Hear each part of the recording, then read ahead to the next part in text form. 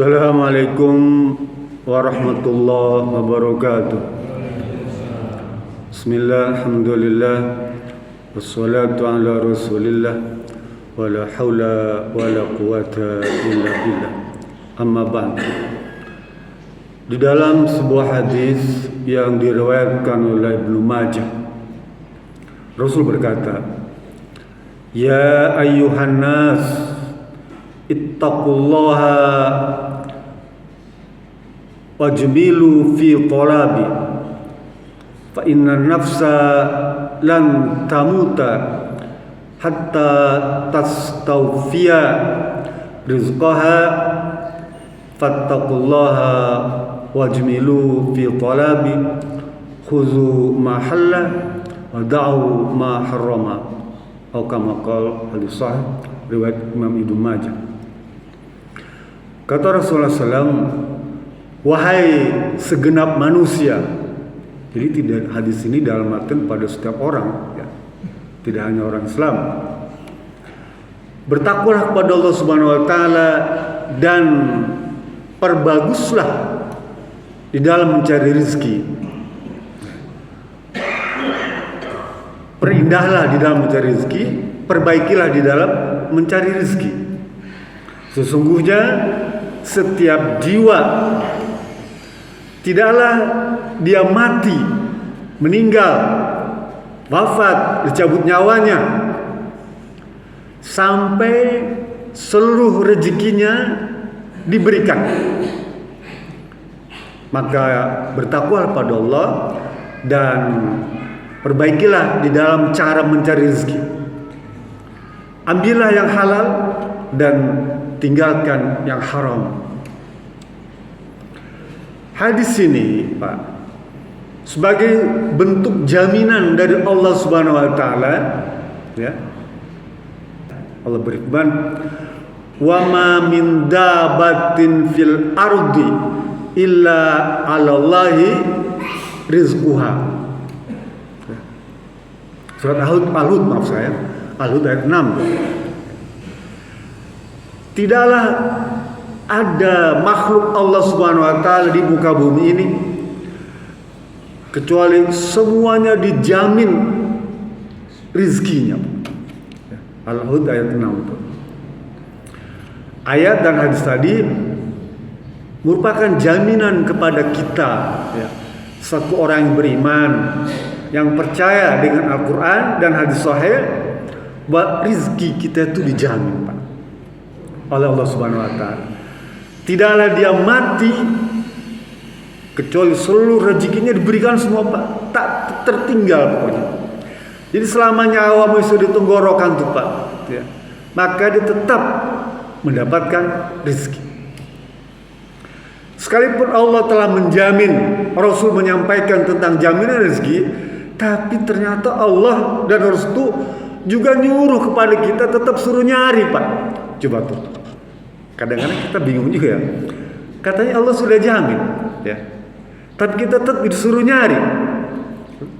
Kita tetap disuruh nyari rezeki oleh Allah Subhanahu Wa Taala tuh. Ya.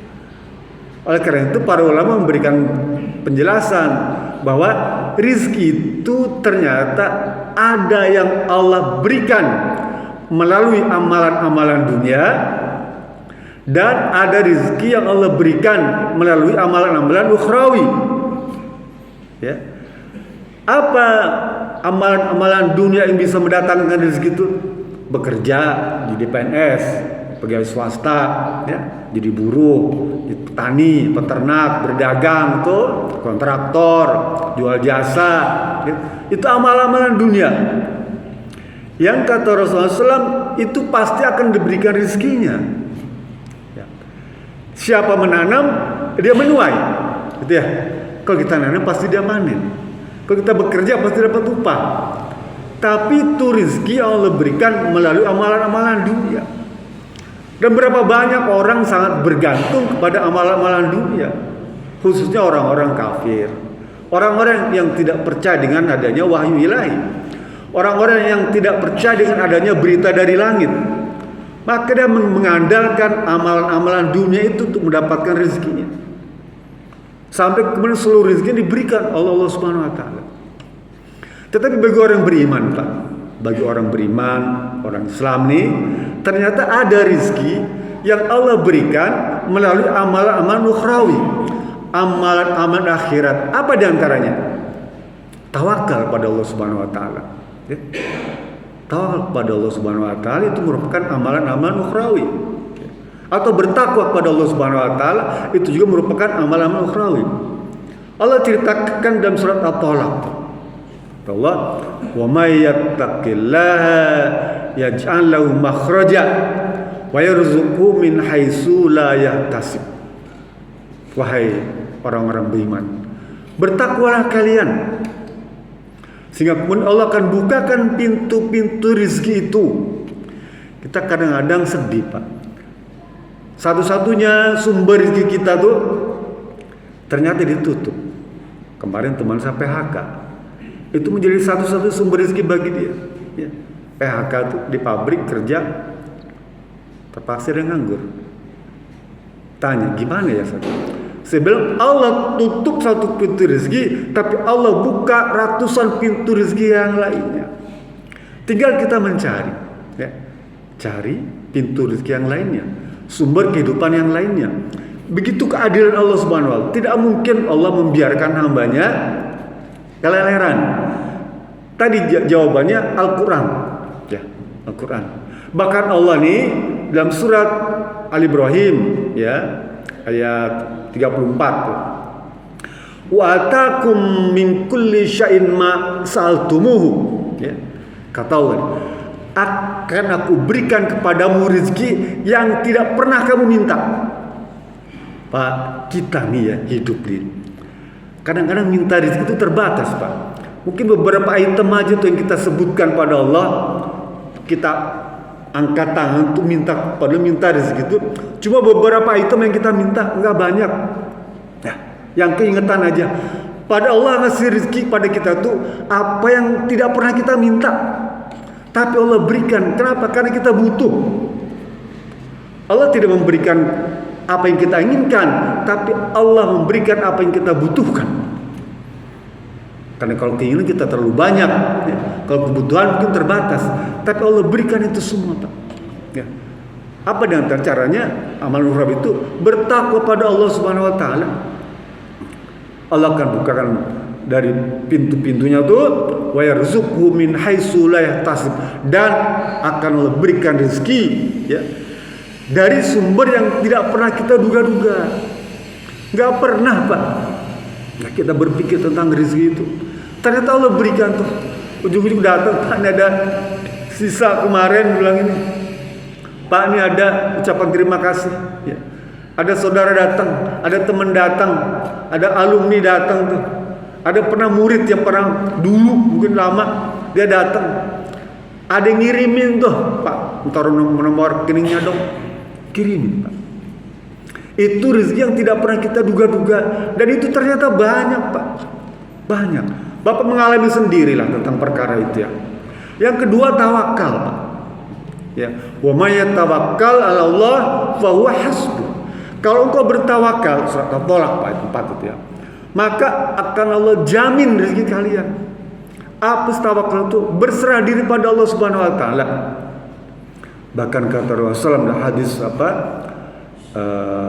Muslim, Rasul berkata, "Lau annakum tatawakkaluna 'ala Allahi haqqa tawakkulih."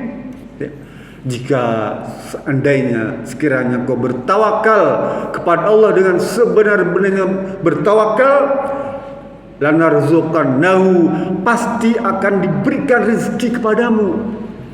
Kama yarzuqut tayra, seperti halnya burung-burung itu diberikan rezeki, ya, burung diberikan rezeki.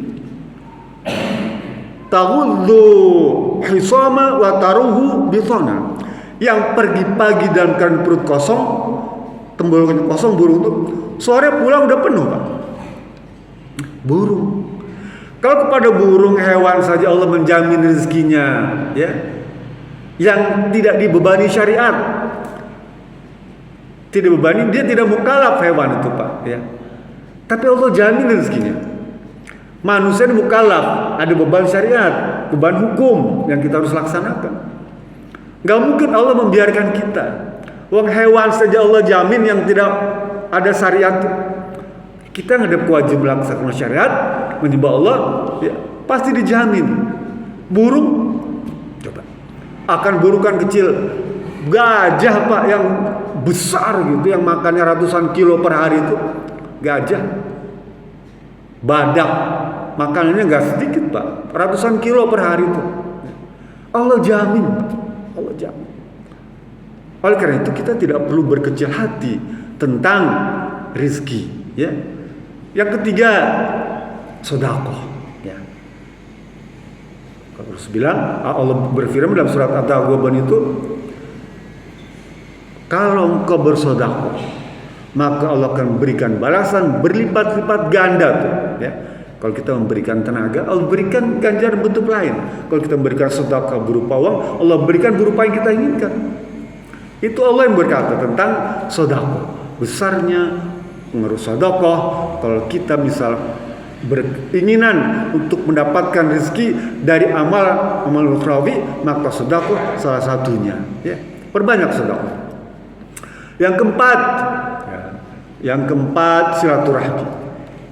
Kita sudah sering dengar tuh Pak, silaturahmi itu ternyata mendatangkan rezeki. Ya. Rasul bilang, ya, man ahabba ayyusata rizqihi wa yus'ala fi asari falyasum rahimah. Barang siapa senang dibukakan pintu rezekinya, diluaskan rezekinya dan dipanjangkan umurnya, maka perbanyaklah silaturahim. Ya. Baik dengan keluarga ataupun dengan kerabat atau dengan teman-teman yang kita kenal. Kalau ada waktu boleh kita silaturahmi. Ya. Yang kelima, nih, nanti Bapak baca surat At-Taha 132 tuh, ya. Memerintahkan kepada istri dan anak serta keluarga untuk melaksanakan sholat.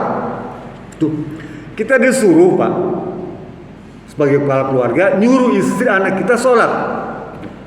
Itu pengaruhnya, ya, bukan hanya anak itu nurut untuk melaksanakan sholat, tapi itu juga salah satu pintu dibukanya rezeki. Kadang-kadang kita nggak nyambung ya. Tapi ini firman ilahi dan telah dipraktekkan oleh banyak ulama-ulama dulu. Para sahabat mempraktekkan ini semua.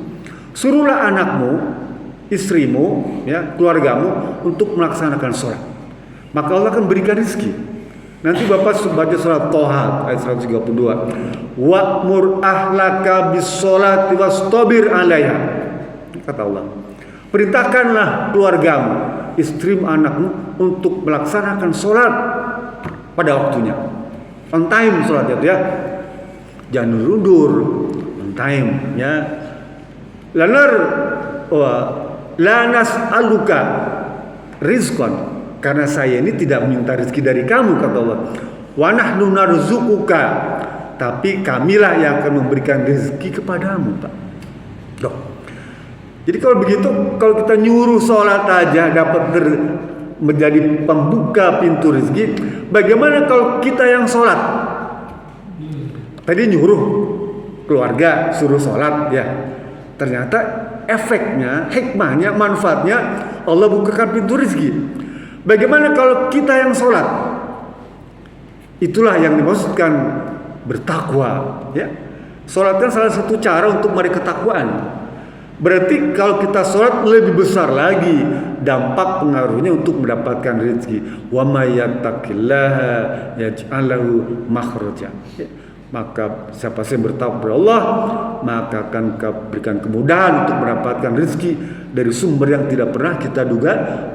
Mudah-mudahan ini menjadi sebuah tambahan ilmu bagi kita, yang kita diberikan kemudahannya untuk memahaminya dan merenungkannya serta mengamalkannya. Itu saja. Assalamualaikum warahmatullahi wabarakatuh.